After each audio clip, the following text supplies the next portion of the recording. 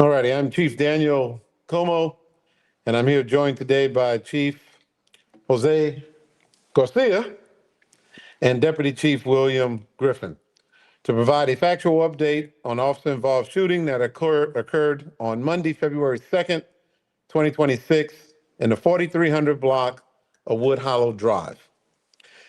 This incident marks the second officer-involved shooting involving the Dallas Police Department in 2026. One officer was struck in the chest by gunfire. However, his ballistic vest stopped the round and he was not injured. At approximately 8:41 p.m., Dallas police received a 911 call reporting a disturbance armed encountered at a residence. The caller reported that the 18-year-old Tony Robinson was armed, refusing to put the weapon away, and threatened to shoot his father and others inside the home. Officers responded immediately and arrived within minutes. We can confirm Dallas Police has responded to previous calls at this service location. During the incident, Robinson locked himself inside a bathroom with his grandmother, who was attempting to prevent him from harming anyone. Upon officers' arrival, they were directed to the bathroom and advised that Robinson was inside armed. Officers could hear an active disturbance coming from within the bathroom, including yelling and screams, and believed someone inside may have been endangered. Based on the information officers had at the time, they forced the bathroom door open. Once the door was open, Robinson confronted officers while armed with a handgun and pointed the weapon in the officer's direction. An exchange of gunfire occurred as the officers retreated for cover. Robinson fired one round, which struck the officer's ballistic vest. Officer McCullen returned fire, striking Robinson. During the exchange of gunfire, Robinson's grandmother, who was inside the bathroom during the encounter, was struck by officers' gunfire and sustained injuries. Officers immediately rendered first aid to both Robinson and grandmother until Dallas Fire and Rescue arrived on the scene. The grandmother was transported to a nearby hospital where she was treated and released. Robinson was transported to another hospital where he underwent surgery and remains hospitalized at this time. A search warrant was obtained for the apartment. The crime scene response unit processed the scene, recovered evidence consistent with the exchange of gunfire. Body-worn camera footage was collected. The Dallas County Attorney's Office and the police oversight responded to the scene in accordance to the department's policy. A warrant has been obtained for Robinson for aggravated assault on a public servant. He will be booked into jail upon release from the hospital, and additional charges may be considered as the investigation continues. While this call came in as a disturbance involving armed individuals making threats, investigators will continue reviewing all circumstances, including whether any mental health factors have contributed to this incident. All officers involved have been placed on administrative leave, which is a standard procedure following an officer-involved shooting. Their return to duty will be evaluated as the investigation continues. We will now watch the video.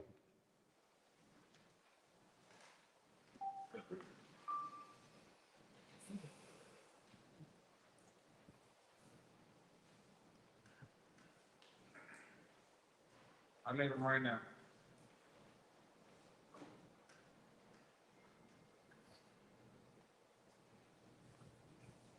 I'll give the address. There we go. Yes. Okay. What's going on? All right. Hold on. My son is 5'2". Okay. Yes. All right. Does he have a gun or? What's the thing? Make sure. Okay. What's your name? My name.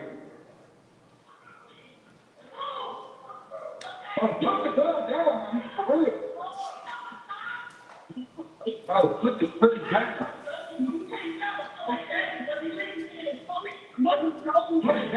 Put the dog down. He had to leave now to keep good. Yep.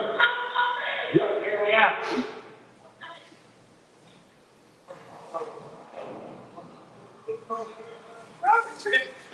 Tony's in the box.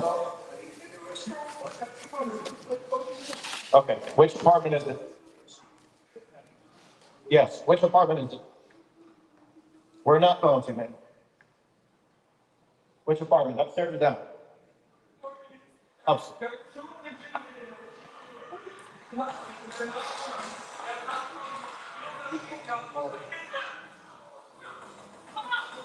Mama, they here. Mama, they here.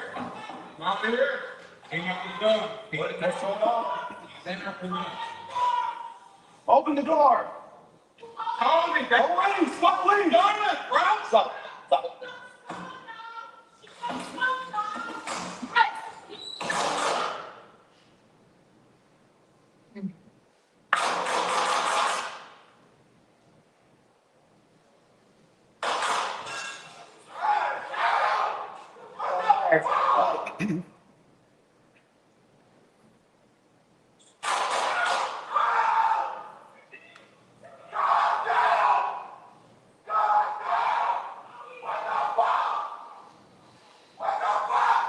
Drop the guard. Drop the guard. Are you okay?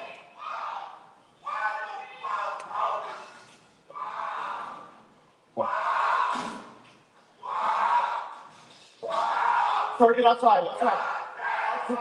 Get in here. No. Keep on him. I know, ma'am. I'm sorry.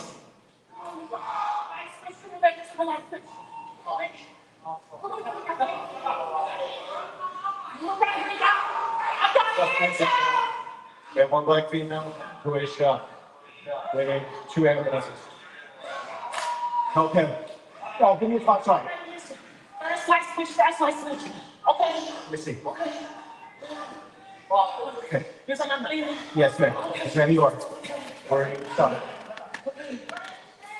Okay. Let's set up this. You're up. You're up. Press light switch. Right there. Turn the flashlight. Press light switch. Help Sarge. Help Sarge.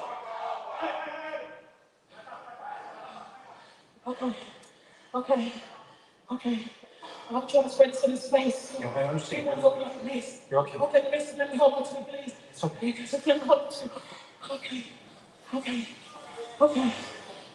Ma'am, I need to look at your injuries, okay? I can see. Okay. I can see your injuries, all right? Yes, sir. Can you see? Yes, sir. Let me see it.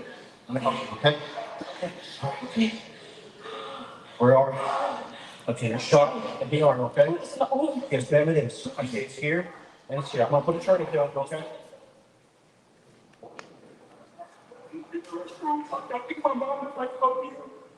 This is good. Because, yeah. Okay. We're not. Back there, down.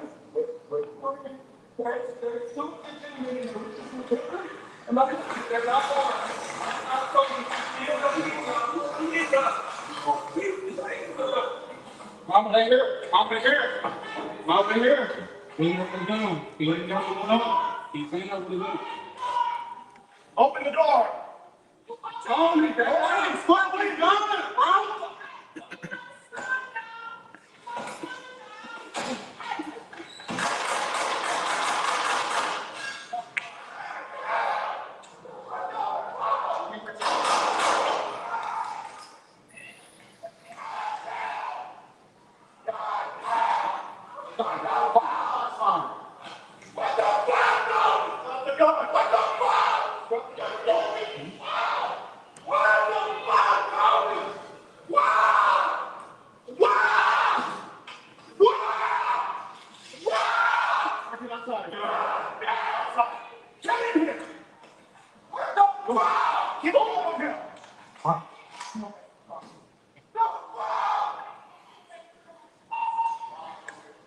Get back. Stop up.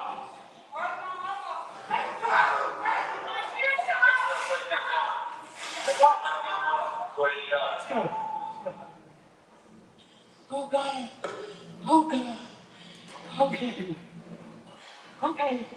He's been, okay. I'm gonna put up treatment, honey, okay? Yes, sir. Okay. Okay. Move your hand around, move your hand just a little bit, just a little bit. Just a little bit, okay. Okay.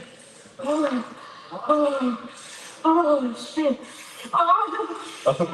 Right there, fine, right there, fine. I'm gonna put this on. Josh, you shot twice.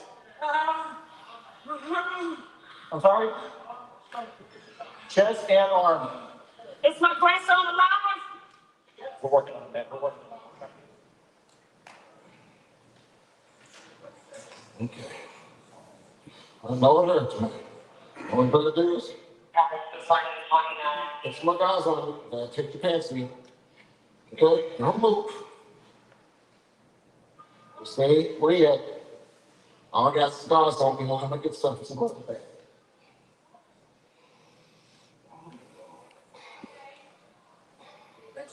Yeah, I'm good. Okay, cool. Okay, somebody, stay where you at. Don't move too much, man. Fire department's coming. I'm about to put some of your teeth up. That's that consent. Gotta take all the units. Hey guys, get some rocks on down right here in my desk. Right here.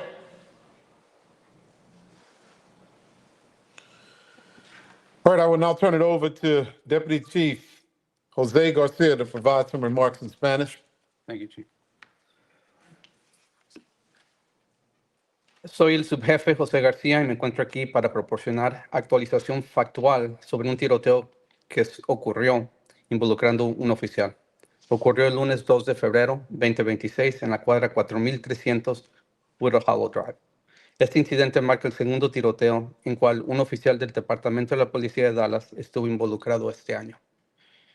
Uno de los oficiales recibió un disparo en el pecho. Sin embargo, su chaleco antibalas detuvo el impacto y no resultó lesionado. Aproximadamente a las 8:41 p.m., la policía de Dallas recibió una llamada al 911, reportando un disturbio con una persona armada en una residencia.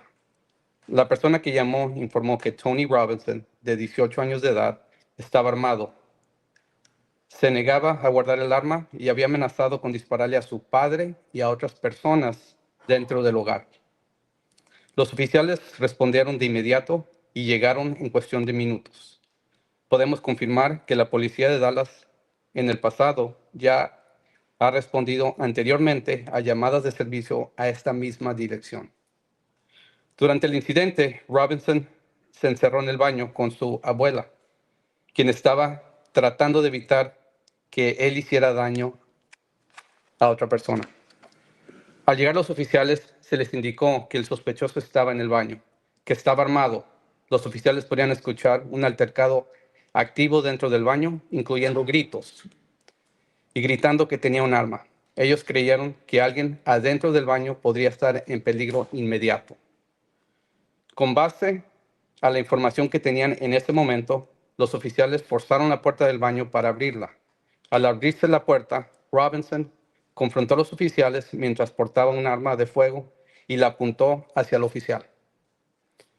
Se produjo un intercambio de disparos mientras el oficial retrocedía para buscar cobertura. Robinson disparó una vez y el proyectil impactó el chaleco antibalas del oficial McCollum. El oficial McCollum respondió con disparos e hirió a Robinson. Durante este intercambio de disparos, la abuela de Robinson, quien se encontraba dentro del baño durante el incidente, fue alcanzada por fuego del oficial y resultó lesionada. Los oficiales brindaron primeros auxilios de inmediato, tanto a Robinson como a la abuela, hasta que Dallas Fire Rescue llegó al lugar. La abuela fue transportada a un hospital cercano, donde fue atendida y dada de alta. Robinson fue transportado a otro hospital, donde fue sometido a una cirugía y permanece hospitalizado en este momento.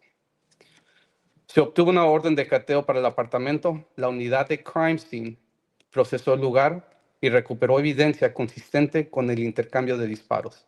Se recolectó el video de las cámaras de los oficiales. La oficina del fiscal del condado de Dallas respondió y llevará a cabo una investigación independiente. Conforme a la política del departamento, se ha obtenido una orden de arresto contra Robinson por agresión agravada contra un servidor público. Será ingresado a la cárcel una vez que sea dado de alta del hospital y podrían considerarse cargos adicionales conforme avance la investigación. Aunque esta llamada se reportó como un disturbio con una persona armada haciendo amenazas, las investigaciones continúan, revisando todas las circunstancias, incluyendo si algún factor de salud mental pudo haber contribuido a este incidente. Todos los oficiales involucrados han sido puestos en estatus administrativo, lo cual es un procedimiento estándar después de que un oficial está involucrado en este tipo de incidentes.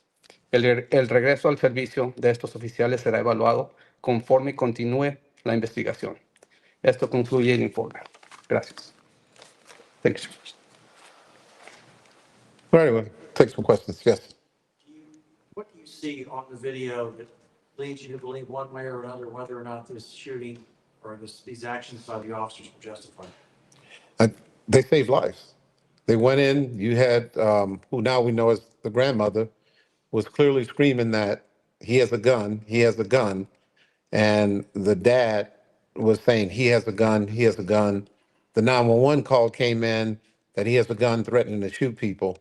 And I'm happy that the officers went into the bathroom to assess the situation. And immediately when they went into the bathroom, he was confronted with a Glock with a switch, long extended magazine, and he took a round to his chest. Chief, in the video, can you kind of go back to the moment where the grandmother is shot? So she was shot by Officer McCullum, it sounds like. What do you see in Officer McCullum's actions that led to that? And do you believe that she was shot while she was running out of the bathroom? So we were able to slow down the video. We believe that she was shot while she was in the bathroom from the video. As you see, it's fast. But from everything that we can tell and that the evidence shows, we believe that he was shot in the video. And I'm gonna let Griffin talk to it because he's the one that actually reviews the video fully. Sure. So we've slowed down the video from Officer McCullough's body-worn camera. So, and looking at everything, at this preliminarily, we do not believe that Mrs. Thornton was shot while coming out of the restroom. We believe that she was injured while still in the bathroom. A few questions. Well, I was just going to say, I mean, does that change at all your belief, Chief, about the officer opening fire when I guess a victim might still be? I don't know how how does that work when you know that somebody's obviously in there? Yeah, well, I mean, you can see the video. The gun was pointed dead at the officer, and he had to take actions. If he wouldn't have taken those actions, I believe more lives would have been lost. A few questions, but while we're on this topic, when I was watching the footage, it looked like something the grandmother may have been holding was highlighted. What was that? Was that the weapon that she picked up? Was it something else? So obviously, and you're right, she did have something in her hand. We later learned it was a can of mace that she had, and she was, and then she made the statement that she was going to spray him with the can of mace, a pepper spray. And that's what she had in her hand when she came out of the bathroom. And as you can see, the arm coming out, it looked like it could have been a weapon as it was coming out, but it was a can of pepper spray. I know hindsight's always 20/20, and these are very intense situations to say the least. Upon what you're seeing, is there anything de-escalation wise that officers could have done knowing that there was a grandmother in that bathroom? And just according to her, when I spoke with her yesterday, she said that I never felt in danger. She's like, I was fine. I was in there trying to calm him down because I didn't bring a gun in my house. And she said she felt fine. I hear what the 911 call said, and I understand that you hear gun, you hear someone is in a bathroom with the door closed, but any de-escalation protocols that you think could have been implemented at that moment? So we have the 911 call. It was clear they have a gun. The dad said that he was going to shoot him and others. And then when we arrived, the officer arrived, the dad screaming, he has a gun, he has a gun. From the bathroom, she's screaming, he has a gun, he has a gun. At that point, I believe the officer made the right decision to make entry to try to figure out what was going on in there. And I know you talked about you're going to continue investigating and see if there were any additional factors, including mental health factors. I know when we spoke with the family yesterday, they were saying, hey, we They said they made it clear that this person was going through a mental health emergency, had been suicidal, and had said wanted to take his own life. Have you seen any evidence that shows your department, whether it's dispatch or officers on scene, were relaying that information that there was some sort of mental health disturbance? We have not had any of that information. We checked the call sheet. We listened to the 911 call. We looked at even prior calls at the location, and there was nothing to lead us to believe that it was mental health. The way we looked at it, it was a straight family disturbance that was going on. Chief, how do you feel hearing this? This grandmother is apparently, if that's true, you know, saying, hey, I was actually okay, or, you know, and now we made it clear that he had some mental, and your officers. We had no information that there was any mental health I guess, how there. does that make you feel to know that the people that you're saying that you saved are now saying this? Look, everyone has an opinion. I feel the officers did a really good job going in at the time that they went in, and they were doing everything they can do to keep everyone safe. I just want to be clear, who shot first? I thought I heard you say that the suspect shot first, but have you been able to pinpoint who actually shot first? No, we're not able to say 100% on who fired the first shot. Say who raised their gun first? With if you look at the video, you can see as the door is opening, the suspect is pointing the gun right at the officer. And at that point, it doesn't matter who opens fire, would you say, if somebody's pointing? No, the officer has to protect himself and others, so that's when the officer discharges his weapon. What have you learned about this firearm? You're talking about extended, whatever, for those who don't know anything about guns. So it's a Glock 40 caliber. It had an extended clip. There was 29 remaining rounds inside the weapon, and it had a Glock switch that the ATF has the weapon right now, and so they're doing forensic analysis on it. So we don't know exactly who owned the gun, how it was done, or the Glock switch is functional. And so we're just doing all that. That's why we're pending any further criminal charges forthcoming, waiting to see the results of the forensic analysis of the weapon. You say you don't know who owned the gun. Are you clear that it was not him who owned the gun? Yeah, we don't know. We don't know if he could have been. We don't know. So the ATF will do a forensic analysis of the sale, the purchases of the weapon, the history. Then we'll have an idea on the last purchase.